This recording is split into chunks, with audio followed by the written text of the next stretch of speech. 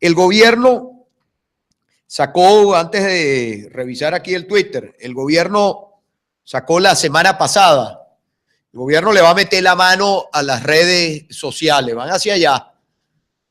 Porque al final, este es un gobierno que no quiere resolver ningún problema y que cree que callando a la gente se va a sostener en el poder. O sea, este es un gobierno que cree que sobre la base de la represión, como hubo este año, una represión salvaje sin precedentes en nuestra historia, una represión que nunca habíamos visto los venezolanos, que dejó más de 130 personas asesinadas, más todos los heridos, más todas las personas que fueron robadas, golpeadas, los allanamientos en las viviendas sin ningún tipo de orden judicial. Vimos una cara de un sistema que la mayor parte de los venezolanos nunca habíamos visto, porque la mayor parte de este país nació en democracia. Y el gobierno, después de, bueno, su fraude, lógicamente, después de una represión como esa, más el tiempo que la gente tenía en las calles de nuestro país, una convocatoria que además fue absolutamente espontánea, el gobierno cree que se salió con la suya. Ellos creen que, bueno, superaron la protesta, superaron el descontento popular y ellos sienten que, bueno, que para siempre, pues, eso es lo que ellos piensan. Pero como la situación del país se sigue deteriorando, la situación económica, social de nuestro país cada día es peor, entonces se siguen inventando leyes para tratar de que la gente no se exprese, para tratar de censurar, que no haya ninguna ventana donde la gente pueda denunciar lo que está pasando. Por ejemplo, ¿cuántos días tiene la gente en el estado Aragua y en el estado Carabobo? Tienen sin agua. ¿Cuántos días tienen los abuelos pensionados las horas que llevan amaneciendo en una agencia bancaria para que le den un poquito de efectivo, para que le paguen su pensión como si eso fuera una dádiva o una concesión que hiciera este gobierno, cuando eso es un derecho que tiene cada venezolano en función? Una vez que usted llega a una edad, ese es su derecho. Entonces, si ellos censuran, es su visión, no es la nuestra, no es la mía. Ellos pretenden que entonces las redes sociales, si le meten la mano, la gente no va a tienen a todo el mundo de rodillas, todo el mundo doblegado. O sea, ahora van por las redes sociales a meterle la mano. Pero dentro de ese tema de las redes sociales, que es lo que yo quería, porque aquí hay gente que ve este espacio, que no son venezolanos, que viven en otros países, que están pendientes de lo que está ocurriendo en Venezuela, y que uno, cualquier ventanita que tiene, es para decirles la verdad, para que oigan la verdad y para que puedan efectivamente saber lo que está pasando en nuestro país. Porque si usted prende Telesur, en Telesur lo menos que usted va a ver es la verdad de lo que ocurre en Venezuela. Si usted ve los canales del gobierno o el sistema de medios públicos del gobierno, a mí me dicen que el ministro Villegas lo sacan por la entrevista, no porque agarraron a Maduro comiéndose una empanada, que eso es muy típico de él. Es una persona, no es que él no come, no, es que él come todo el tiempo. Entonces, ya no es la primera vez que en un tiro de cámara lo agarran con una empanada, con un pequeño en la boca, con cualquier cosa echándosela a la boca. Basta verlo. A mí me dicen que el periodista español que le hizo la entrevista, bueno, Maduro no puede tener entrevistas de ese tipo, porque todas las entrevistas tienen que ser entrevistas, o todas las preguntas tienen que ser complacientes. Entonces, como se coló una persona que fue a hacer preguntas, que es las preguntas que tiene que hacer, bueno, eso le costó el cargo, según dicen, al señor Villegas, al periodista Villegas. Bueno, como todo este gobierno, lo sacan de un cargo y lo mandan a otro. Pero en esa línea de, digamos, de que usted oiga la verdad, si usted prende algún medio del gobierno o cualquiera, el gobierno gasta páginas completas en la prensa mundial para decir algo que no existe en Venezuela y además le ponen todos los obstáculos, los periodistas. ¿Cuántos periodistas no han devuelto a su país? Que si no tiene la visa, que si tal, que si lo otro, porque entonces buscan que la censura, que no haya nadie que pueda venir a Venezuela a informar al mundo lo que está ocurriendo. Bueno, esta ventanita, aquí por aquí, decimos la verdad y siempre vamos a decir la verdad. Entonces, aquí el gobierno se manda en estos días una ley, hablan ellos de una ley contra el odio.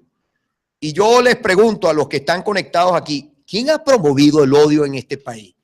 ¿Quién ha sido el gran promotor de la división entre los venezolanos, de fracturar esta sociedad, de convertir a la gente entre bueno, si eres oficialista o si eres opositor? ¿Cuántas familias se han dejado de hablar? La madre que no se habla con el hijo por razones políticas, los esposos que se divorciaron porque uno era oficialista, el otro opositor. ¿Quién ha sido el promotor todos estos años de sembrar el odio, la enemistad entre los venezolanos? Los que están en el gobierno. Ustedes, ¿qué significa la palabra odio? Busquen la palabra odio, a ver si no cuadra perfectamente con este gobierno, lo que significa la palabra odio en el diccionario de la Real Academia. Búsquelo. Antipatía y aversión hacia algo o hacia alguien cuyo mal se desea. ¿Quién llamó escuálido todas las cosas, las groserías en BTV, los programas que tienen ahí? Ese programa, yo lo puse en el Instagram, un pequeñito resumen de algunas de las anclas o de los que tienen programas en BTV, las cosas, las expresiones que ellos tienen. ¿Quién ha sido el promotor del odio en nuestro país? Ahí está el gobierno. Esta no es una ley para unir a la sociedad venezolana, ni para unir a los venezolanos, ni para que se acabe la división en nuestro país. Es una ley para seguir dividiendo y seguir persiguiendo a la gente y seguir metiéndole miedo a la gente. ¿O es que acaso no es odio hacia los abuelos, a someterlos, el desprecio a los abuelos venezolanos, ponerlos a llegar a las 4 de la mañana a una persona que tiene 80 años, ponerlo allí para que le den 30.000 bolívares, 40.000 bolívares, para que lo ruleteen, para que le diga? ¿Eso no es odio a los abuelos?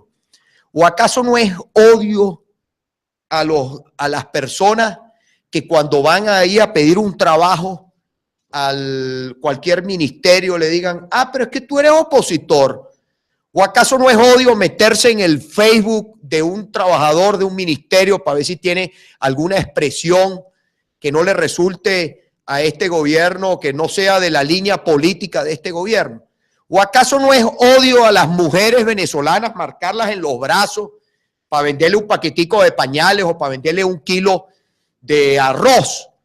¿O acaso no es odio someter a los estudiantes a todas las carencias? Una persona que tiene aquí, ¿qué no tiene que hacer para poder ir a la escuela?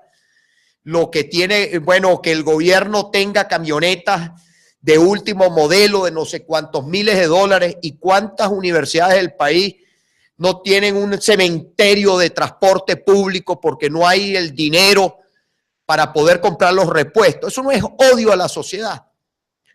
Ustedes que me están viendo en el exterior, no es odio agarrar y ver que un trabajador venezolano gane al mes, un trabajador, ¿a cómo cerró, por favor, hoy? Chequéate un momentico, el dólar paralelo. ¿Por qué yo hablo del dólar paralelo? Hablé el martes pasado y hablo por las redes.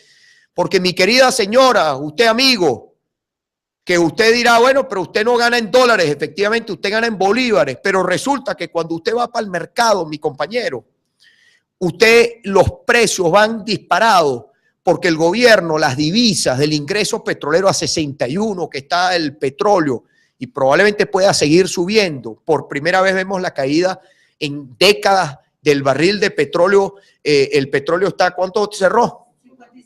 57.000. O sea, el bolívar se está respecto al dólar. 2.000 bolívares por día se está devaluando nuestra. Ayer estaba en 55, hoy en 57. Barril de petróleo a 61, pero la caída de la producción de petrolera, por primera vez en décadas estamos por debajo de los 2 millones de barriles de petróleo. Entonces, no es odio un país con las reservas petroleras más importantes del planeta y que un trabajador venezolano gane $8 al mes. Usted, periodista que me ve de repente de otro país, un trabajador venezolano gana $8 al mes. Ese es el salario mínimo. 70% de los trabajadores venezolanos ganan salario mínimo. ¿Quién puede vivir con $8 al mes? Eso no es odio a una sociedad. Eso no es odio a la clase trabajadora. ¿O cuál es la excusa? ¿Cuál es la razón? Endeudaron al país como jamás se había endeudado, 150.000 millones de dólares. ¿Cuánto era la deuda externa cuando llegaron? Hipotecaron, se gastaron, se robaron. ¿Qué desastre no hicieron? Entonces, aquí al único que hay que aplicarle la ley contra el odio, una ley, un instrumento legal, es al causante de esto. Es al responsable de que este país esté prácticamente en la quiebra. Y cuando yo le decía sobre el tema de la dolarización, es porque si usted cada día el venezolano pobre, cada día hoy es más dependiente del CLAP, hay que reconocerle a Maduro que con los CLAP logró lo que él quería, un instrumento de control y de chantaje político. Eso es violación de los derechos humanos, utilizar la comida para el chantaje político. Eso además contrario a nuestra Constitución, contrario a todos los tratados. Y bueno, él lo logró. Hoy el pobre hoy depende del CLAP absolutamente, porque ¿quién puede con un salario mínimo ir a comprar en un automercado, ir a comprar a los precios que están los productos allá? Porque porque la inflación no hacen absolutamente nada para controlar la inflación. Esta situación con la deuda, nosotros la advertimos hace 3 años. Advertimos sobre la necesidad de que Venezuela iba a llegar a un punto donde no iba a poder cumplir su compromiso externo. ¿Y cuáles son las consecuencias de un default? Peor todavía que lo que tenemos hoy. Ahora, fíjense, estamos en una situación, en una bomba, porque por un lado, si caemos en default, estamos peor, pero por otro lado, para no caer en default, tenemos que dejar de importar los alimentos y dejar de importar las medicinas y la materia prima que se necesita, muchas de las cosas que se necesitan para que la economía destruida, lo poquito que queda, pueda por lo menos allí, no se termine de hundir el barco. Ahora, esto se dijo hace 3 años. Cuando se luchó por un revocatorio el año pasado, cuando uno ve el tema del proceso electoral, no hay una solución en este momento sobre el tema de las municipales. Yo le he comentado, no existe una solución perfecta. Ahora, fíjese el descaro que el año pasado dijeron que no había tiempo para hacer el referéndum, que en un año no podían organizar un referéndum y ahorita van para el tercer proceso, el tercer parapeto en pocos meses, 3, el fraude constituyente, las elecciones de gobernadores y ahorita el parapeto de elecciones de alcalde. 3 procesos en, ¿cuánto? 6 meses, 5 meses. Y no pudieron hacer un referéndum revocatorio. Ahí donde está claramente que no son mayoría en un año. De marzo, acuérdense todo lo que tuvo que hacer este país para poder buscar su referéndum revocatorio, que es un derecho constitucional. No les dio la gana. Ahora, la gente dice, frente a esto, frente a esta situación, ¿qué hacemos los venezolanos? Tenemos que seguir luchando. ¿Qué más vamos a hacer? No podemos tirar la toalla, que es lo que quiere este gobierno. Un gobierno que es minoría. Una economía completamente destruida, una situación, bueno, cada día peor para todos, pues. Ahora, si se tira la toalla y no se sigue luchando y no se sigue luchando además por lo que se quiere, bueno, esa minoría en esa destrucción, sigue lo único que a ellos les interesa, que es estar en el poder. A ellos no les interesa que en el país haya paz, tranquilidad, a ellos no les interesa que los venezolanos tengan bienestar. Es su bienestar y seguir en el poder, enchufado.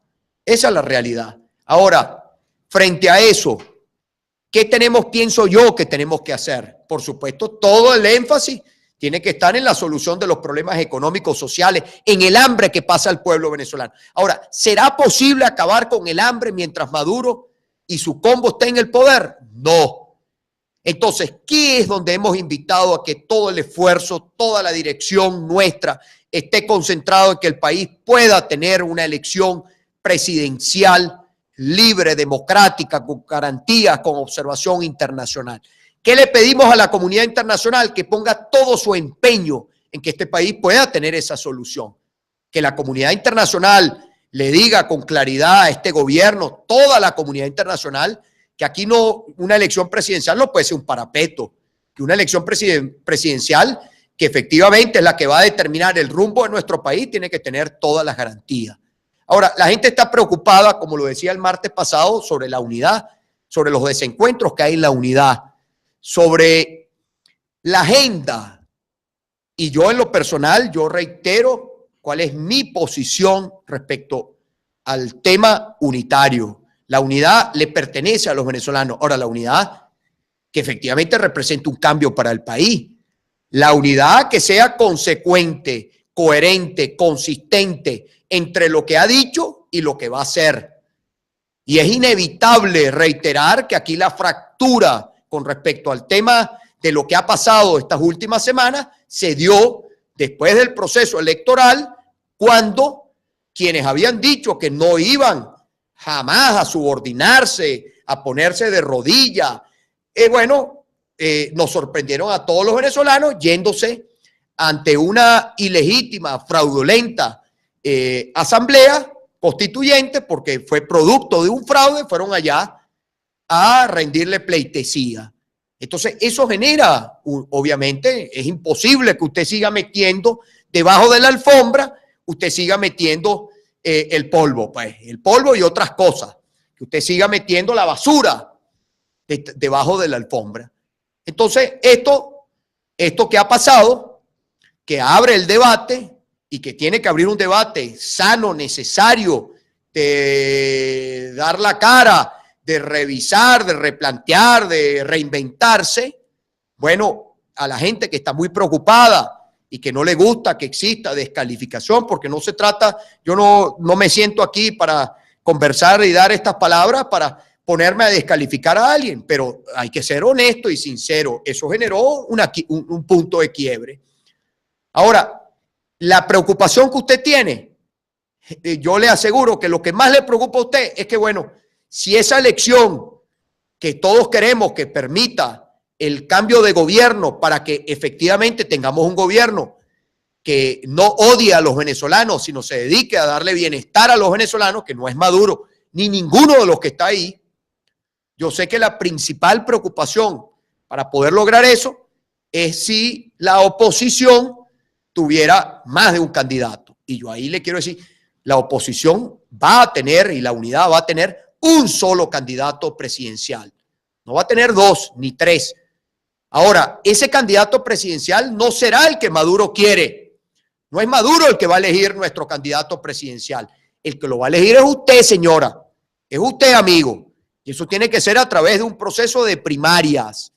Y ese proceso de primaria, a esta hora, 7:22, me quedan unos poquitos minutos para revisar las preguntas y hacer y bueno, como estamos por las redes, no estamos por las radios, uno a través de las redes no debe extenderse mucho. Que las redes son más bien para bastante, funciona de otra manera. Ahora, hoy martes 14, a esas primarias hay que ponerle fecha. ¿Para cuándo las vamos a dejar? ¿Para cuando el gobierno sorprenda con una fecha de elección? ¿A quién le conviene una elección anunciada a último minuto para una candidatura sin primaria?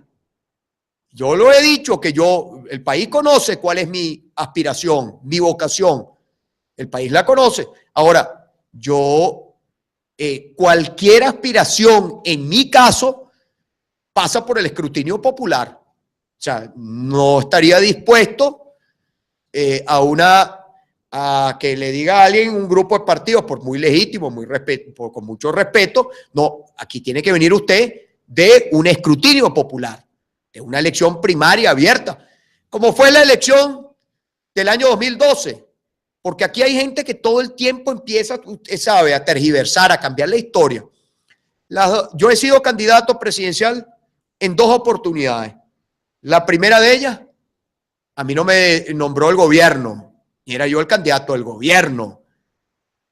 La primera primaria presidencial que hubo, yo participé en ella y fui además absolutamente, digamos, conteste con la importancia que tenía de que el candidato presidencial y la relevancia que eso le daba fuera elegido por las bases, por el pueblo en una elección, una primaria abierta, pudiera votar todo el mundo. Ahí está el récord y el récord mundial que batimos en términos de participación en esas primarias. Y la segunda oportunidad fue porque nadie quería hacer, porque todos decían esa candidatura está perdida. Y ahí está lo que pasó, se les volteó la tortilla. Porque al final la política no es un club de amigos, yo estoy consciente en eso. La política no es precisamente un club de amigos. Es legítimo que la gente tenga sus aspiraciones. Ahora, yo mi liderazgo no lo he construido sobre la base de ponerle una zancadilla a otro, sobre la base de ver cómo se friega uno para uno salir a relucir. No, ha sido a pulso, con el voto, con el apoyo de la gente. Si la gente lo apoya a usted, usted va hacia adelante. Si la gente no lo apoya, pues bueno, tiene que abrir paso. Pero es una decisión que usted toma. Eso no es una decisión que toman unos analistas políticos o unos de estos opinadores de oficio. No, eso es una decisión que tiene que tomar libremente el pueblo venezolano. Entonces, esa primaria hay que ponerle fecha, esa primaria nosotros tenemos que elegir nuestro candidato elegido, repito, en un proceso de primaria. Eso le va a dar, obviamente, eso va a permitir reaglutinar la fuerza de quienes queremos cambio realmente. Y segundo, apunta a lo que quiere la mayoría del pueblo venezolano, al despertar que tenemos que tener todos, al volver al ruedo, al volver con fuerza, que es que el país logre su cambio político, tener unas elecciones donde efectivamente los venezolanos al momento de votar decidan, o sea, que al momento que su voto sea el reflejo de su voluntad, no que el gobierno, como vivimos recientemente, como aquí ha habido la degeneración de las elecciones. Nunca tuvimos, con todos los obstáculos, esto último del 15 de octubre fue ya la degeneración del proceso electoral. Ya, bueno, incluyendo, por supuesto, cuando fueron capaces de anunciar un resultado, cuando el fraude constituyente, anunciaron prácticamente que todo el país había salido a votar y no había cola en ningún centro electoral del país para ese proceso. Entonces, eso hay que ponerle fecha. Y ese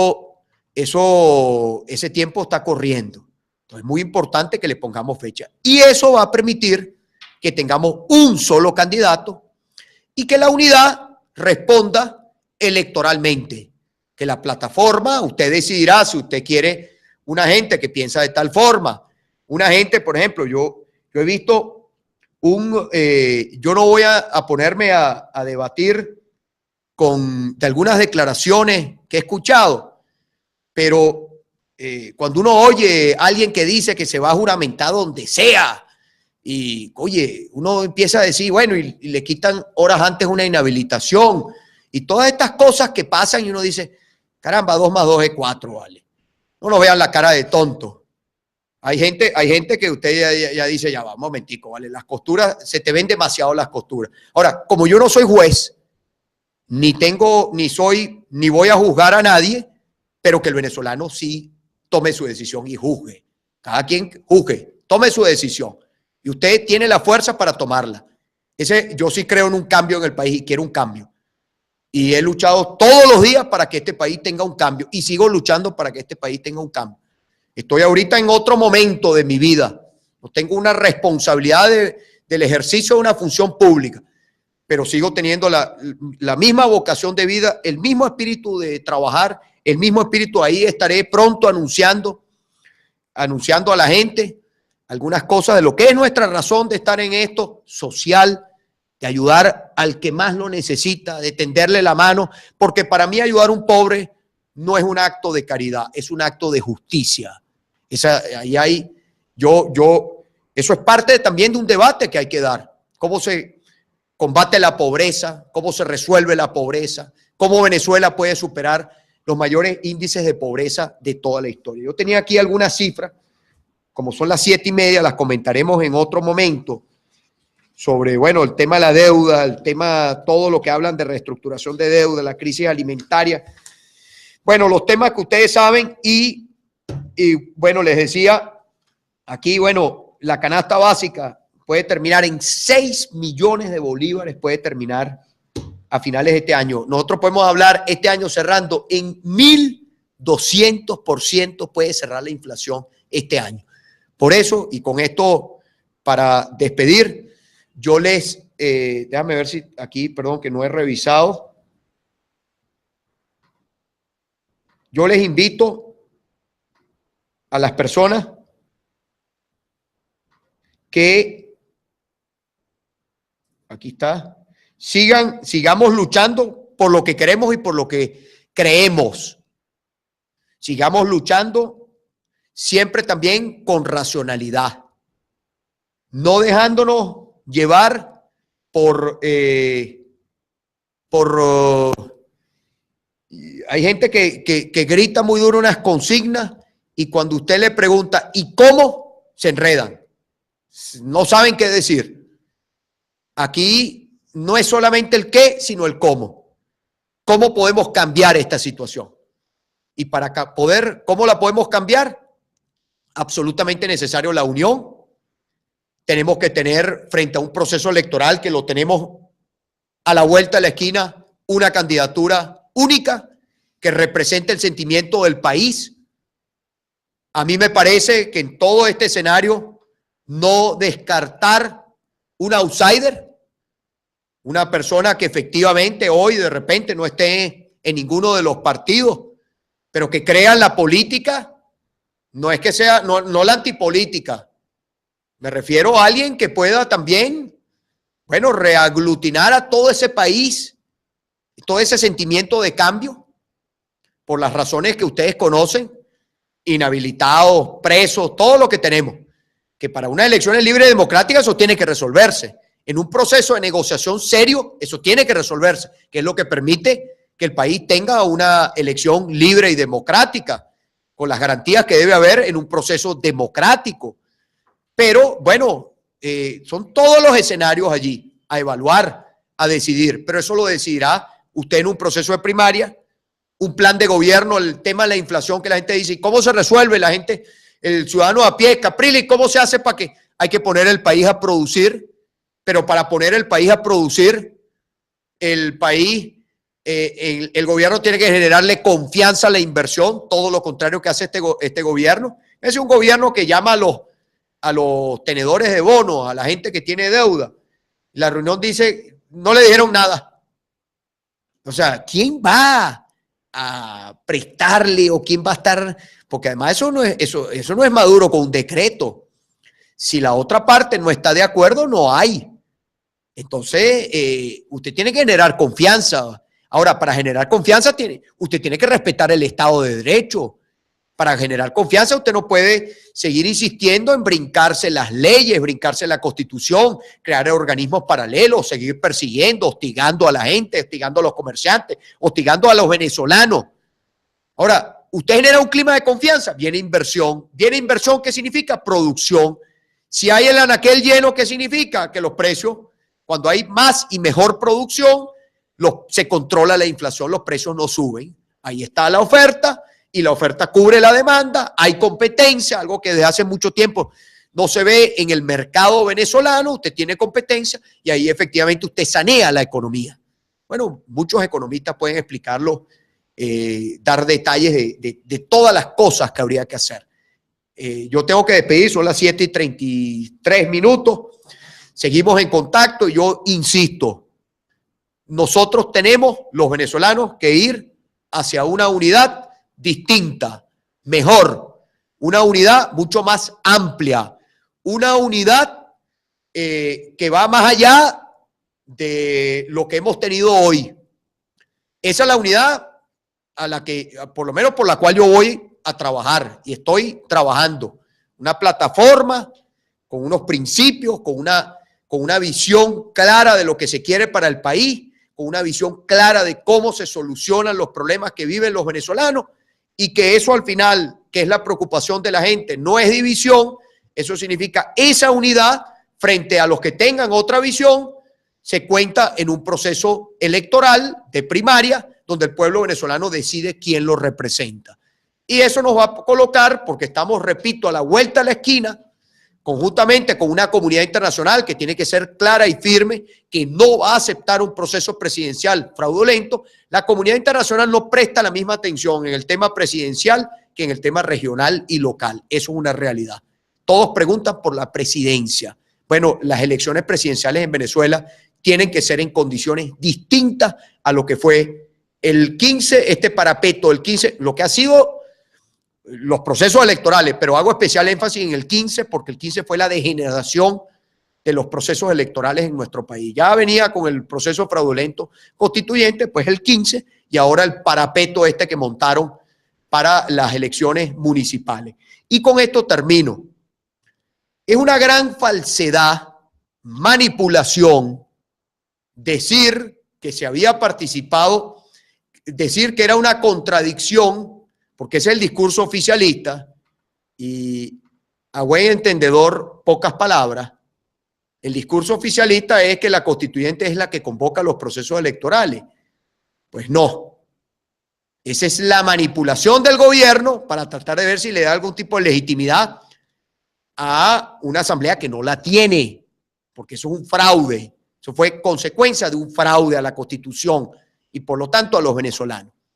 Entonces, decir que es una contradicción de un proceso de elección del 15 de octubre, que como fue convocado con la constituyente, eso era reconocer la constituyente. Ese es el discurso oficialista.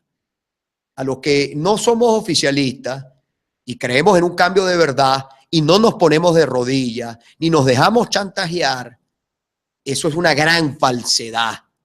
Las elecciones de gobernadores se tenían que dar porque la elección estaba vencida desde diciembre. Las elecciones de alcalde efectivamente se tienen que dar este año, pero son elecciones que están en la Constitución, no son elecciones que emanan de una fraudulenta constituyente, más allá de del jueguito con respecto a la convocatoria. Entonces, hay gente que trata de justificar lo injustificable y trata de decir cosas para justificar lo que tiene tras bastidores. A la gente hay que hablarle claro y raspado y con la verdad por delante. Con la verdad ni temo ni ofendo.